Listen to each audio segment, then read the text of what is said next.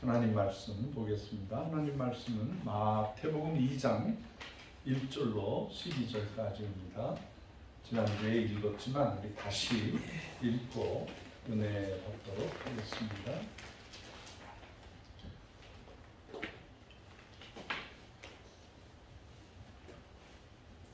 제가 가진 성경으로는 신약성경 2페이지입니다. 교독하겠습니다. 헤롯 왕 때에 예수께서 유대 베들레헴에서 나심에 동방으로부터 박사들이 예루살렘에 이르러 말하되 유대인으로 왕으로 나신 이가 어디 계시뇨? 우리가 동방에서 그의 별을 보고 그에게 경배하러 왔노라 하니 헤롯 왕과 온 예루살렘이 듣고 소동한지라. 왕이 모든 대제사장과 백성의 서기관들 모아 그리스도가 어디서 나겠느냐 물으니 이르되 유대 베들레헴이오니 이는 선지자로 이렇게 기록된다. 또 유대 땅 베들레헴아 너는 유대 고을 중에 가장 작지 아니하도다. 내게서 한 다스리는 자가 나와서 내 백성 이스라엘의 목자가 되리라 하였습니다. 이에 헤롯이 가만히 박사들을 불러 별이 나타난 때를 자세히 묻고 베들레헴으로 보내며 이르되 가서 아기에 대하여 자세히 알아보고 찾거든 내게 구하여 나도 가서 그에게 경배하게 하라. 박사들이 왕의 말을 듣고 갈새 동방에서 보던 그 별이 문득 앞서 인도하여 가다가 아기 있는 곳에 위에 머물러 서 있는지라. 저희가 별을 보고 가장 크게 기뻐하고 기뻐하더라. 집에 들어가 아기와 그의 어머니 마리아가 함께 있는 것을 보고 엎드려 아기께 경배하고 보배합을 열어 황금과 유향과 모략을 예물로 드리니라. 그들은 꿈에 헤롯에게로 돌아가지 말라 지시하심을 받아 다른 길로 고국에 돌아가니라. 아멘. 오늘은 동방박사가 누구인가? 동방박사는 누구인가? 라는 제목으로 말씀을 전해드리도록 하겠습니다.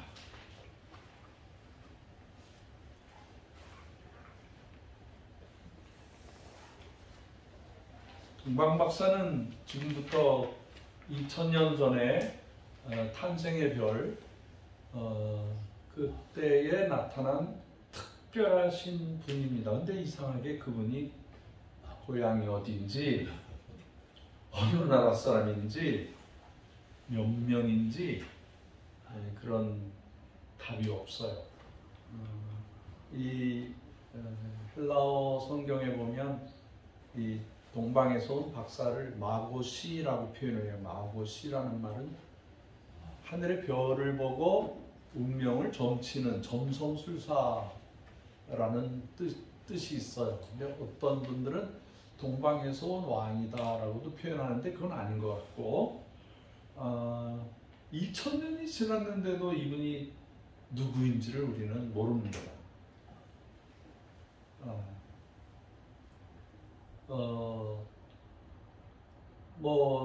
혹자는 이스라엘의 동쪽에서 왔으니까 혹시 시리아?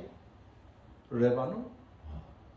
그러면 반드시 그 나라 사람들을 알아요. 그 당시에 이스라엘 사람들은 뭐 시리아, 뭐 레바논이라든가 뭐 근처에 있는 나라 사람들은 다 알아요.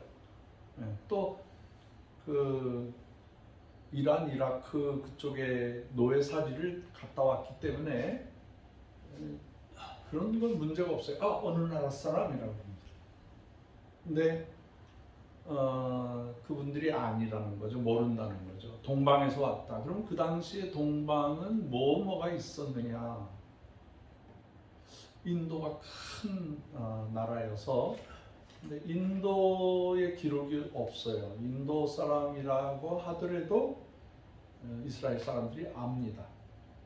인도라는 나라가 그 당시에 영향력을 꽤 끼쳤고 석가모니에 의해서 인도의 사상이 많이 전파되어 있는 그런 상황입니다. 그래서 인도라는 거를 알면 아, 인도 박사 그랬을 거예요. 근데 그것도 아니래요.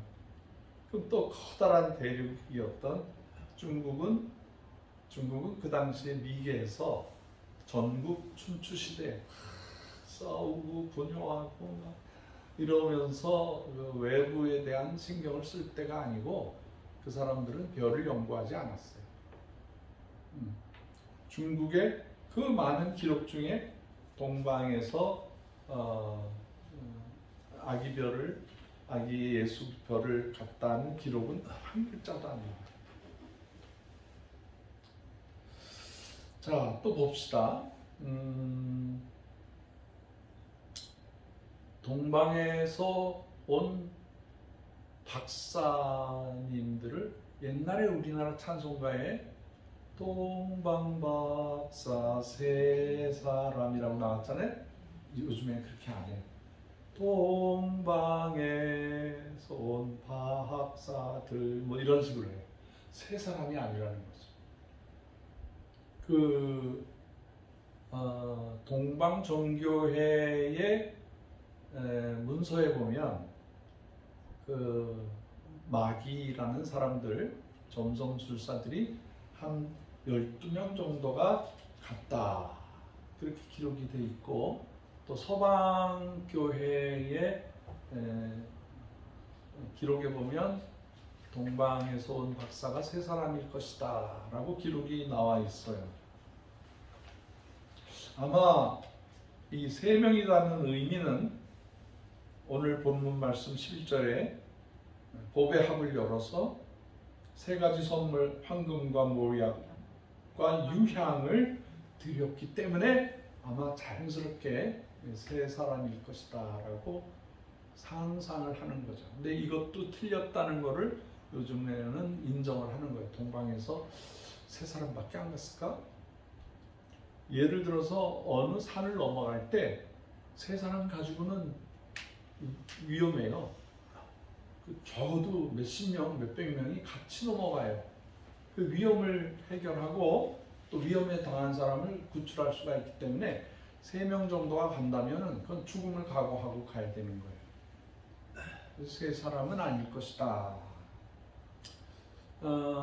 우리나라 방송국에서 차마고도라는 데를 이렇게 정말 아름답고 최초로 잘 찍었어요.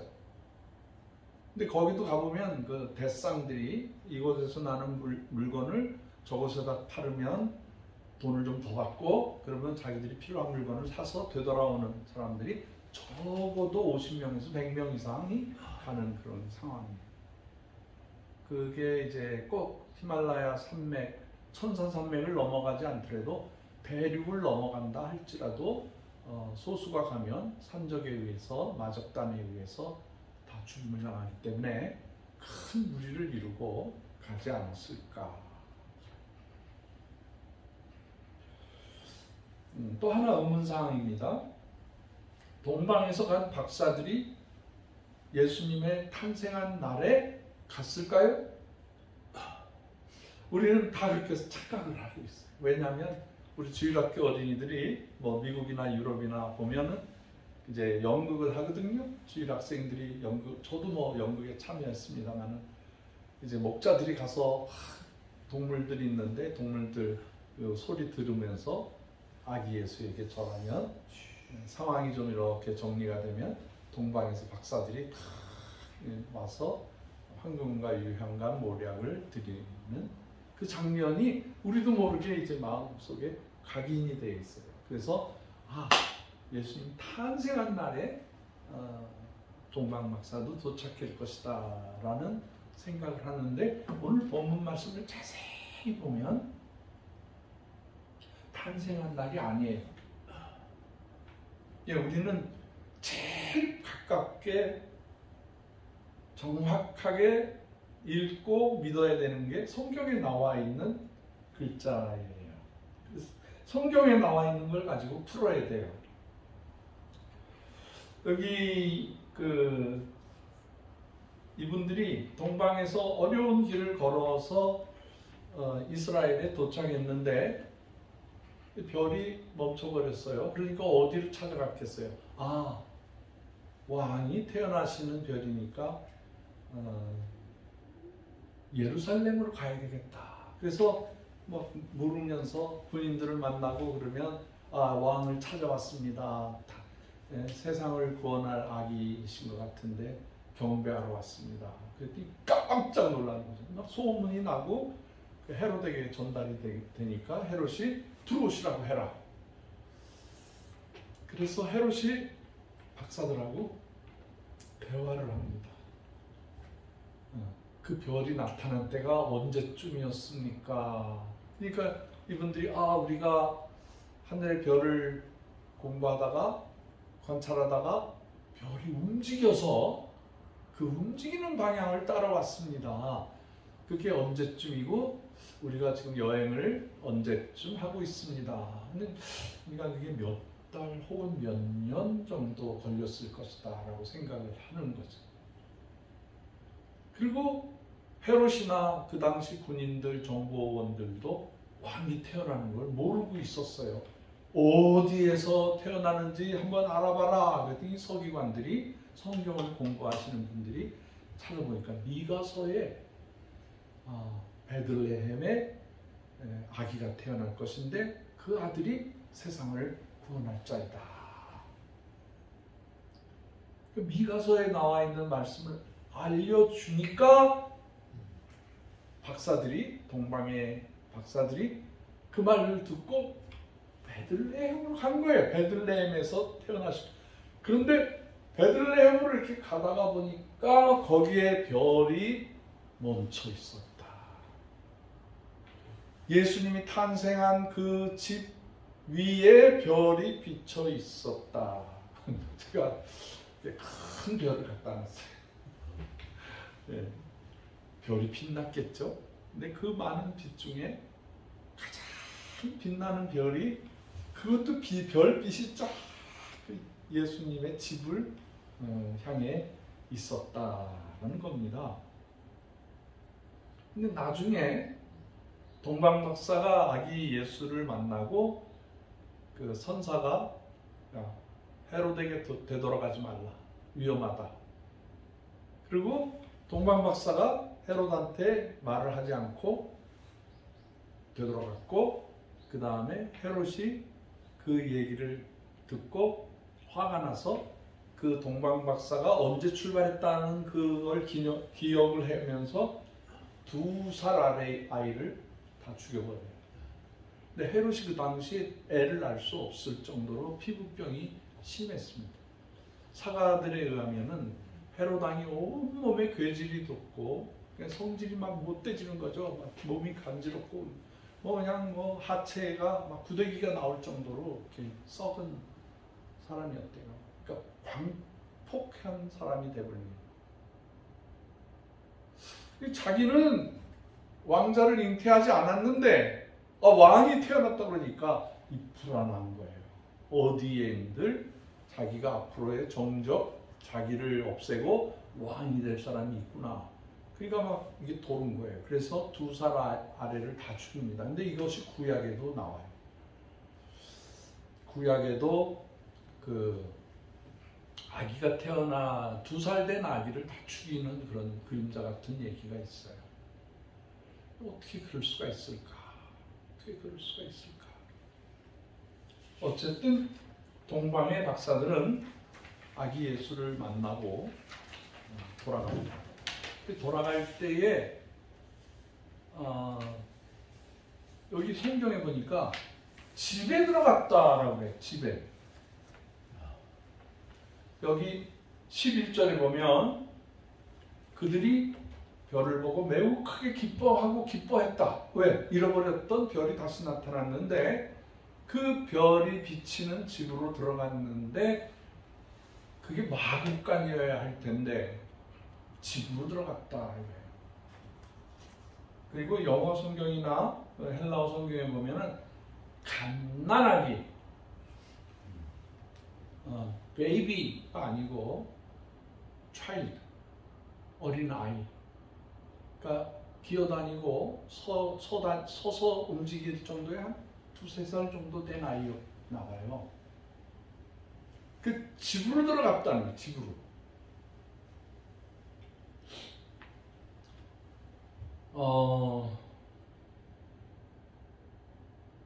그거 보면은 틀림없이 목자도 없고 거기에 어머니 마리아와 함께 있다고 말했어요. 그러면 요셉은 어디 갔어요? 일하러 갔죠. 네. 그 당시 예수님이 태어나는 그 장소에서는 이제 호적을 신청하려고 어렵게 자기 동네를 떠나서 아마 마리아가 살던 집에서 예루살렘으로 가서 호적을 신청하러 가다가 제가 이스라엘 여행을 한 5-6차례를 했는데 베들레헴하고 예루살렘이 멀지 않아요. 몇십 킬로도 안 돼요. 금방 지나갈 수 있어요.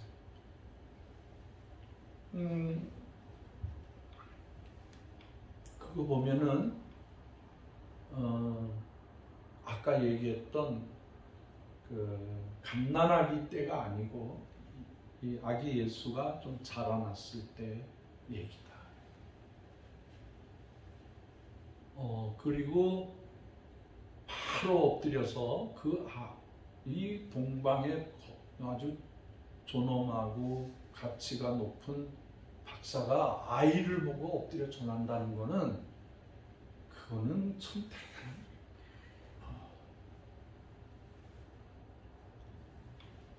우리가 어느 집에 가서 아이가 태어나면은 좀 지난 다음에 가서 축하하고 아이고 잘생겼다, 아이고 이쁘다 이러지 그 아기한테 엎드려 절할 수는 없잖아요.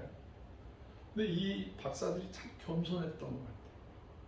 그 먼 길을 걸어서 낙타를 타고 말을 타고 이동하고 배가 고프고 그것도 별을 보고 따라가야 되기 때문에 낮에는 갈 수가 없어요. 밤에 별빛을 보고 따라가니까 밤에 얼마나 길이 어렵겠어요. 그 당시에 뭐 고속도로가 있는 것도 아니고 참 어려운 길인데 밤중에 깜깜무소식인 그 어두운 길을 별빛 하나 의지해서 걸어갔다는 거는 그것도 하루 이틀이 아니고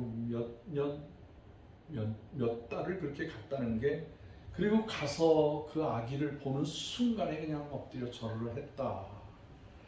그리고 소중한 그 당시에 이게 황금의 가치, 그 유향이라는 거는 그 아주 아름다운 냄새가 나는 그 향이에요. 향 중에서 가장 비싼 거, 몰약이라는 거는 이것도 향의 한 종류인데 사람이 죽었을 때 썩지 말라고 발라주는, 이게 굉장히 비싼 거죠. 나무나 식물에서 나오는 소중한 거를 수만 송이들을 모아가지고 하나의 기름을 만드는, 그 당시에도 소중한 건데 그걸 아낌없이 다 드렸다. 그리고 말을 하는 거예요. 꿈에 헤로데게로 돌아가지 말라. 다른 길로 고국으로 돌아갔다. 그래서 그 당시에 예수님은 어디로 가셨냐면 이제 요셉도 그 얘기를 듣고 마리아와 함께 급하게 피난을 갑니다. 어디로 갔냐면 그게 정확하게 기록되어 있어요. 이집트로 갔어요. 이집트 카이로에 가보니까 예수님의 어린 시절에 피난 왔다는 걸 기념해서 교회가 있더라고요. 이집트 정교회 있어요. 참 대단하다. 그 피난 간 사이에 그 정보를 모르고 천사가 알려준 그 말을 못 들은 다른 사람들, 자녀들은 다 죽임을 당한 거죠.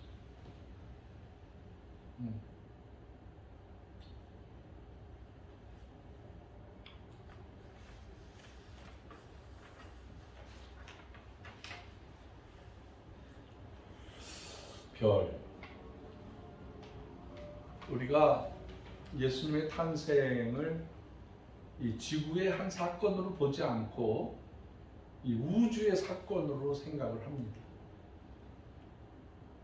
그것은 천지 만물, 우주, 모든 것을 창조하신 하나님의 권위를 얘기하는 겁니다.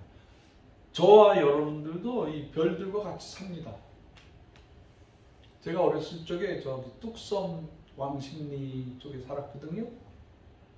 근데 그때 그 텐마루에 밤중에 이렇게 앉아있다가 이렇게 누우면 그 하늘에 와르르 한 그 은하수가 보였어요.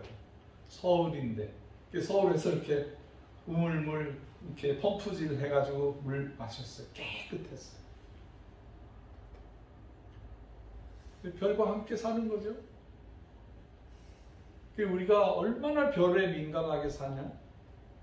월, 화, 수, 목, 금, 토, 일이 무슨 뜻이에요? 월요일은 달, 화성, 수성, 목성, 금성, 토성, 그리고 태양을 얘기하는 거예요. 그러니까 매일 우리는 별과 함께 사는 거예요. 요즘에는요, 천문대의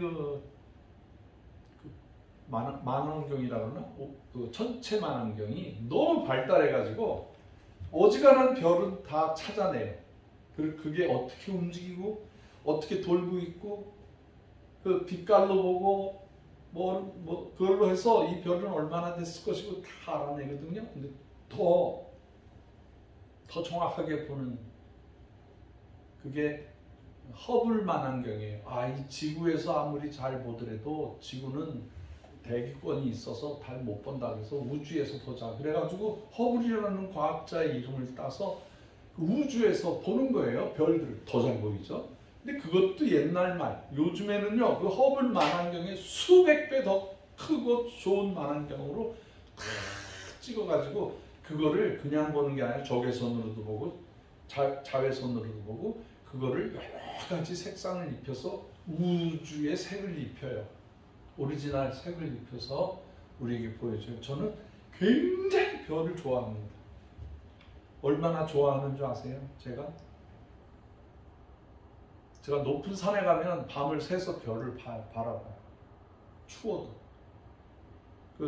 제가 즐겨가는 데가 있어요. 제가 아주 즐겁게 가는 데가 있는데 거기가 바로 하와이 태평양 한가운데 가장 깨끗한 지역에 섬이 있는데 그게 하와이 빅섬이에요. 그 섬이요 한 4,000m 정도 돼요. 근데 그 꼭대기에 마우나카에라는 꼭대기가 있는데 거기에 천문대가 있어요. 그래서 어지간하면 그 천문대를 보여줘요. 일반인들한테도. 그래서 제가 이렇게 목성을 보여주는데 목성의 주변에 태가 있는 것도 제 눈으로 직접 봤어요. 그 금성도 봤어요. 그 아주 밝은 아침에 금성이 비치는데 금성도 밝은데 금성 바로 뒤에 별이 또 밝은 별이 있어요. 그래서 별이 두 개가 같이 비치는 거예요. 하나처럼 보이지만. 별 세 개가요. 우리가 이 지구에서 살면서 별 세 개가 상관없는 게 아니라 별의 움직임을 그 옛날 2000년, 몇천 년 전에도 별을 보면서 인생은 살았어요. 저 남미에 가면은요, 마야 문명이 있어요. 그 사람들이 건축을 할 때 햇볕이 들어오는 날, 달빛이 들어오는 날, 별빛이 만나는 날을 전부 건축에 맞춰서 해놨어요. 강 목사님이 마추픽추까지 갔다 오셨죠? 네, 마추픽추. 거기 가니까 별하고 상관이 있어 없어요? 저녁에 안 가고 낮에 봤기 때문에. 그러셨구나. 한 번 더 가실 기회가 되면은 그분들의 건축법은 해와 달과 별자리와 연결돼 있어요. 그게 이집트의 피라미드도 마찬가지예요. 우리나라의 첨성대도요. 그 옛날이니까 뭐 높은 산에다 시내에다가도 해놓을 수 있지만 그냥 경주 시내에다가 해놔도 하늘의 별빛을 볼 수 있었다는 거예요. 그거를 매일매일 기록을 하고 어느 별이 어떻게 되고 어느 별이 어떻게 되고 유성이 몇 번 떨어지고 그걸 해서 왕 앞에 보고를 했어요. 우리나라는 상당한 문화민족이었어요. 아까 제가 인도, 중국이 아니다.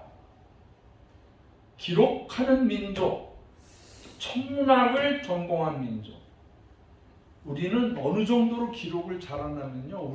우리는 별 의식 없이 그렇게 기록을 했는데 여러분 묘비를 보세요. 여러분들 조상 묘비에 가서 보면은 앞에 이름, 태어난 날, 죽은 날 뭐 이렇게 여러 가지 써 있는데 뒤편으로 가면 글자가 많아요.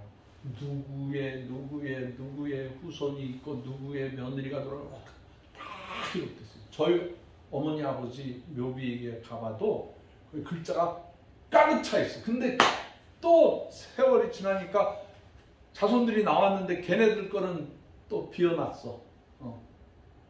기록이 엄청 돌에다 새겨놓을 정도로 기록을 정확하게 하는 거지.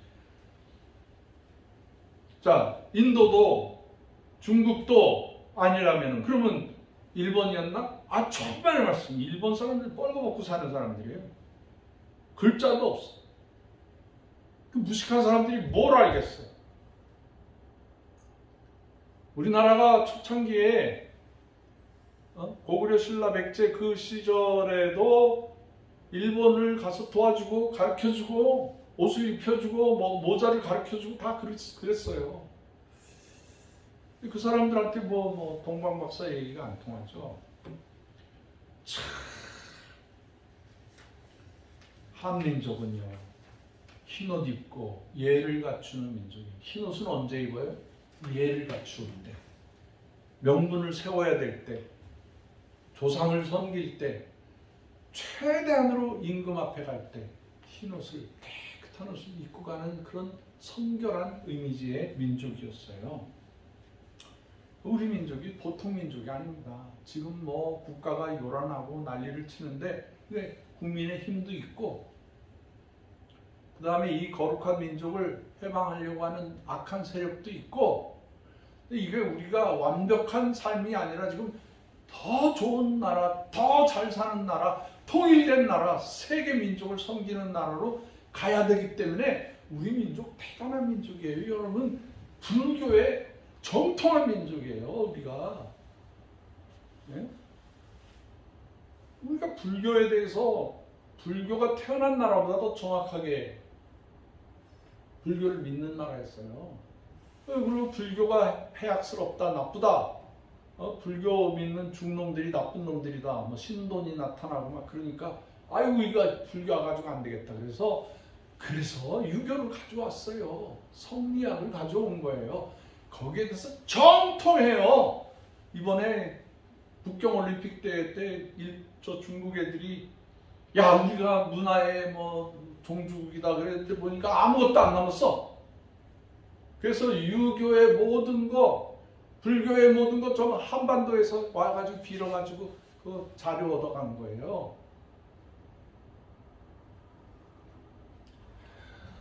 신학에 익숙한 민족이에요.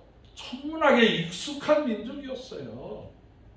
자, 갑자기 제가 한민족 얘기를 하는데 동방박사가 어느 나라에서 왔냐 이 말이에요. 우리나라에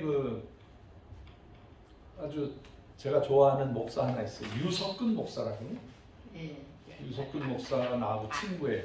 아리랑? 네, 아리랑 또 하나의 선택한 민족. 네. 나보다 나이는 어리지만 내가 아주 좋아해요. 그리고 자료가 생기면 유석근 목사에게 내가 전달해드려요. 내가 참 존경하고 사랑하는 분이에요. 이분이 그렇다면 우리가 아리랑 민족이라면 동방의 박사들도 연구해 봐야 되겠다 해서 동방의 박사들을 연구했는데 정교회 사본에 보면은 그 동방 박사들이 어디서 왔냐라는 단어를 이렇게 표현한 왕하고 표현한 문서가 있어요. 거기에 보면 시르라는 곳에서 왔다. 시르. 시르라는 말을 한국 사람이 그 당시에 신라 사람들이 신라에서 왔습니다. 그러면 그 사람들이 신라, 시르 이렇게 기록을 한 게 시르라는 단어가 있어요. 근데 이 시르라는 단어와 신라라는 발음이 아주 비슷해요. 근데 신라라는 나라는 천문학에 전공했죠. 황금이 많아요. 황금이. 그 신라 시대의 고분들을 보면 도굴을 많이 당했지만 지금도 거기 도굴 당하지 않은 데를 파면은 황금 덩어리가 나와요. 네? 금관, 그 다음에 칼, 투구, 창. 그 신라와 함께 지냈던 가야라는 거기에 보면, 거기에서 조그만 묘지 하나를 팠는데 거기에 2,000여 점의 유물이 나오는데 그게 다 황금으로 나왔어, 황금. 그러니까 우리나라가 지금도 황금의 맥이 존재하는 나라예요. 저 전라도 전주 옆에 김제가 금제라는 뜻이에요. 사금이 많아가지고 사금. 지금도 가니까 이렇게 할아버지들이 이렇게 접시에다가 모래를 돌려서 불순물 들어나고 금가루를 찾아내요. 일본 사람들이 우리나라에 와서 파간 것 중에 금을 제일 많이 파갔어. 그 우리나라 사람들이 일정 시대 옛날서부터 막 러시아 사람들, 미국 사람들, 막 영국 사람들이 와가지고 무조건 묘지를 파면은 거기에 황금이 있대더라 해서 얼마나 도굴을 많이 했는지 몰라. 그래서 금덩어리를 한국말로 뭐라고 그래? 노다지라고 그래. 노다지라는 말은 이놈들이 한국 사람들 돈 주고 파라고 그래가지고 황금이 나오면은 No touch! Don't touch! 그게 이제 노다지가 된 거야. 만지지 마! 그 말이 우리나라 사람들은 노다지가 된 거야, 노다지. 그 정도로 금이 많았어. 그러니까 먼 여행을 몇 년이 걸릴지 어떻게 될지 모르니까 금덩어리를 가져와서 티벳에 가서 모략을 사고 중앙아시아에 가서 뭐를 사고 그러면서 간 거예요. 가능성이 있는 얘기잖아요. 우리가 이번 봄에 우즈베키스탄을 갔었어요. 우리 강 목사님을 비롯해서 4명이 갔다 왔는데 거기 가니까 이야 진짜 끝내주는 데를 발견하고 왔어요. 우리가 거기 보니까 우리나라 사람들이 자기네 나라에 왔다라고 주장하는 왕궁이 있었어요. 왕궁. 그 왕궁의 이름이 아프라시압이라는 왕궁인데 거기에 중앙아시아 우즈베키스탄 박물관의 궁궐인데 박물관이 된 거죠. 동방의 사람들이 예물을 가지고 왔는데 여기다가 딱 깃털을 꽂고 두 사람이 서 있는데 이 사람들은 한반도에서 온 사람들이라고 정확하게 기록되어 있어요. 고구려 사람이었는지 신라 사람이었는지 백제 사람이었는지 그 당시에 그 어마어마한 거기를 오고 가면서 교역을 했다 이 말이에요. 길을 안다 이 말이에요. 우리나라 대통령이 가면 중앙아시아 우즈베키스탄에 가면 반드시 그곳에 가요. 그리고 우리 한국의 우즈베키스탄이나 타지키스탄 그런 타슈켄트 사람들이 오면은 반드시 우리 중앙아시아 우리 조상들이 한반도에 왔다 갔다 하는 것을 확인하고 가요.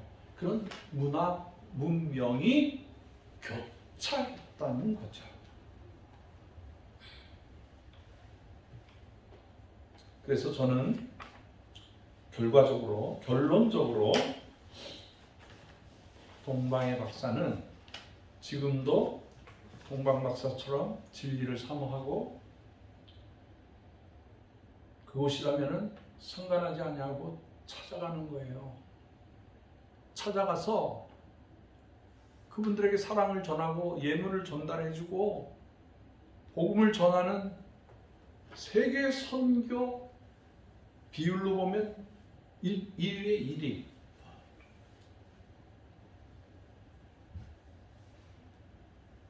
어느 곳에 아직도 복음이 들어가지 않았다. 이 한반도 조그만 나라에서 그 소식이 들려지면은요, 그 다음날 가 있어요. 누가? 우리 한국 선교사님이 이렇게 섬기기에 특별한 민족. 어저께 그저께 우리 신학대학 동기 카톡에 슬픈 얘기가 올라왔어요.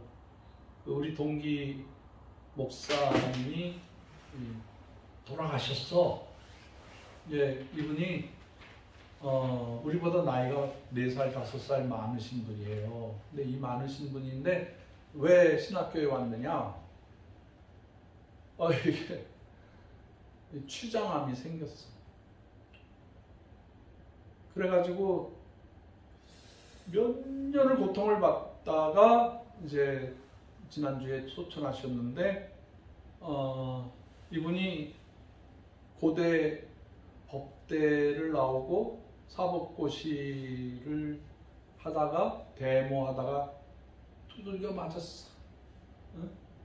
그 당시 공안 경찰들한테 고문을 당하고 고통 중에 지내다가 이제 세상의 어떤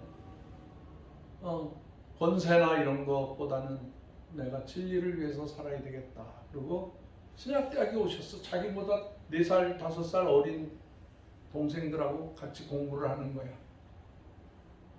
그러면서 이분이 첫 번째 목회지를 서해바다 고군산 열도에 보면 방축도라고 있어. 거기 섬 사람 몇 사람 안 돼. 네. 근데 거기 가서 편을 섬긴 거야. 고대법대 대학원 나왔으면은 이명박하고도 뭐 이렇게 되고 연주를 하고 그러면 한 자리 할 수 있는 데가 얼마나 많겠어요. 근데 겸손하게. 그리고 아프면 요만한 막대기, 이렇게 막대기를 가지고 아픈 데를 이렇게 찔러. 그 고통을 잊으려고. 우리가 어려운 시절에 태어나서 제대로 못 먹고 존중받지 못하고 한민족의 서러움을 많이 느끼면서 억울하고 속상할 텐데 그래도 소수의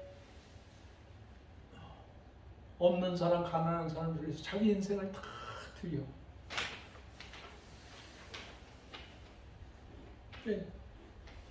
오늘 저도 가봐야 되는데 뭐 갔다 온 동기들 얘기나 들으면서 우리 민족은 진리가 있다면 거기까지 가야 돼. 그 신학이 발달됐다. 그러면 우리 독일에 가서 공부하는 거예요. 영국에 가서, 네덜란드에 가서, 미국에 가서 어떻게 해서든지 진리를 그렇게 공부 열심히 해가지고요. 어디로 가요? 아프리카로 가요. 동남아시아에 가요. 자기 인생을 다 들여.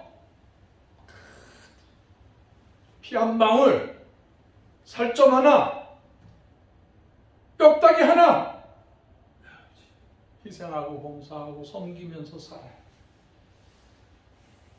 왜? 저는 그렇게 믿어요. 동방박사의 후예이기 때문에. 진리를 위해서, 진실이라면 어느 곳이든지 두려워하지 않고 간다. 아멘. 가서 경배한다. 가서 받아들인다. 아멘. 하나님께서요, 우리 민족의 그 선함을 인정해 주셨어요.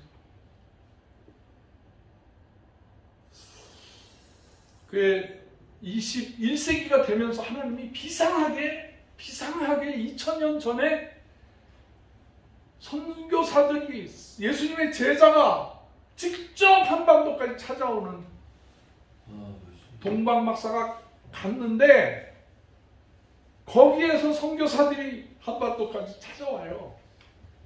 그러니까 그분들이 누구냐면 이서인이라고 그래요. 이서인, 이스라엘에서 온 사람들이란 뜻이에요. 그들이 김씨, 이씨, 박씨를 차지하고 있었어요.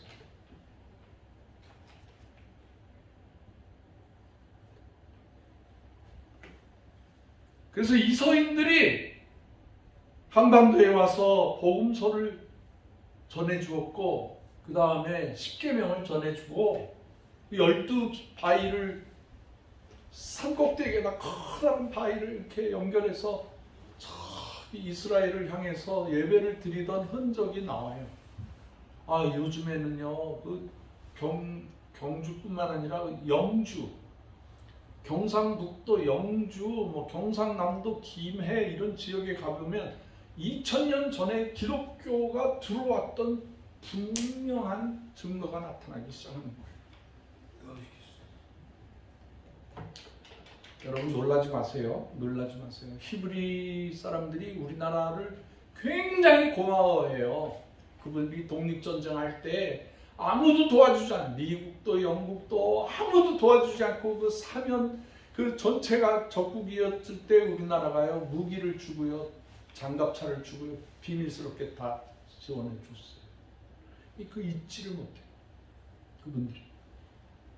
그리고 비서에 보면 이스라엘이 많은 사람들이 미군으로, 영국군으로 한반도 전쟁에, 6.25 전쟁에 참여해서 피를 많이 흘렸어요. 그 당시에는 국가가 이름을 내세울 수 없는 어려운 상황이었기 때문에 이스라엘 군대를 따로 어떻게 얘기할 수 없는데 각 나라의 우군들이 되어서 우리나라에 와서 피를 많이 흘려줬습니다. 지금도 북한을 제일 싫어하고 철천지 원수로 생각하는 나라가 이스라엘이에요. 왜? 지금 이스라엘이 어떻게든지 북한의 그 기세를 없애야 자기들이 살아요. 북한 사람들이 악의 축에 연결되어 있기 때문에 북한에서 지금 러시아를 통해서 지금 전쟁에 직접 참여하고 있잖아요. 그리고 시리아 모든 중동 국가의 팔레스타인 국가 뒤편에 보면 전부 북한 사람들이 조종하고 있는. 그 원자폭탄 만든 거 가지고 제일 먼저 이스라엘을 없애려고 생각하는 거예요. 그러니까 잠정적인 보이지 않는 가장 큰 원수가 북한 사람이에요. 우리하고 어떤 맥을 같이 하고 살아요. 같이.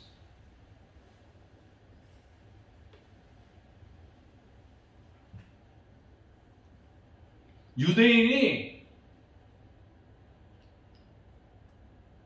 마태복음 1장 1절서부터 쭉 보면 족보가 나오잖아요. 근데 그 유태인들의 족보보다요 우리나라 족보가 더 정확하고 더 진실한 거예요. 우리 민족이 히브리 대학 학자들이 동방 땅끝에 살고 있는 우리 민족이다라고까지 표현해요. 그건 뭐를 얘기하느냐? 자기들도 하나님한테 매달려서 하나님의 구원을 바라보고 하나님의 뜻을 찾아가는데 동방에 우리 형제들이, 친척들이 살고 있다니 그게 대한민국이라는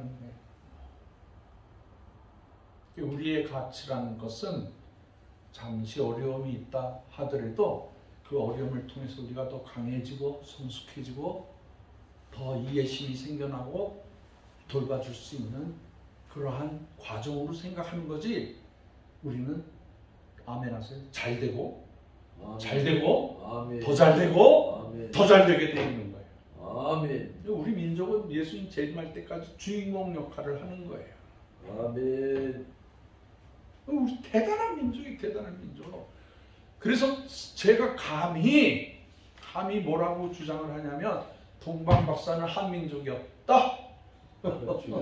반대하는 사람 있으면 손 들어봐요. 없지.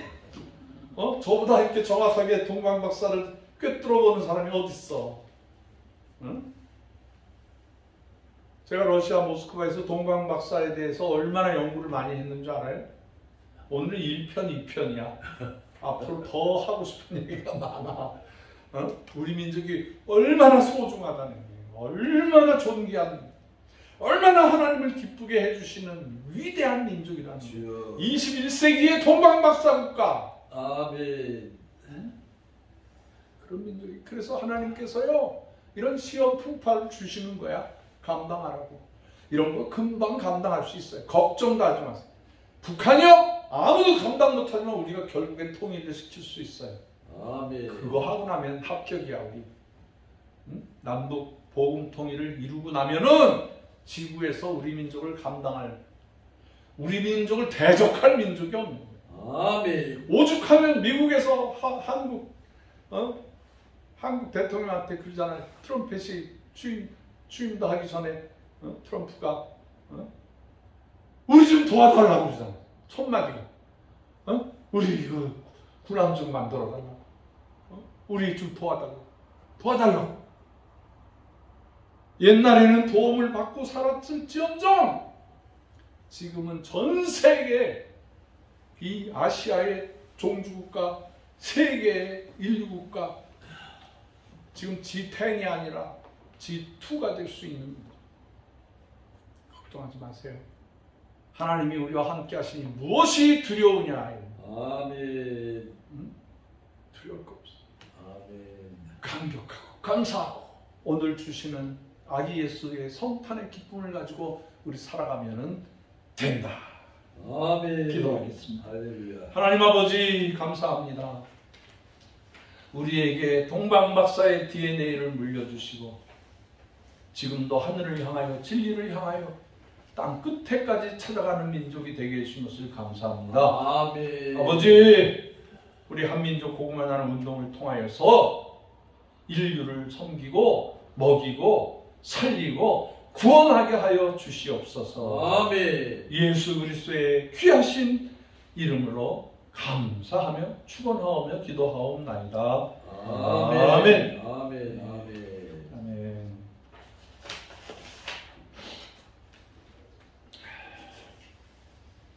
이 시간에 헌금 찬송가 111장을 부르고 강정혜 목사님께서는 헌금 기도와 축복 기도를 이따가 해주시기 바랍니다. 우리 찬송가 111장 1절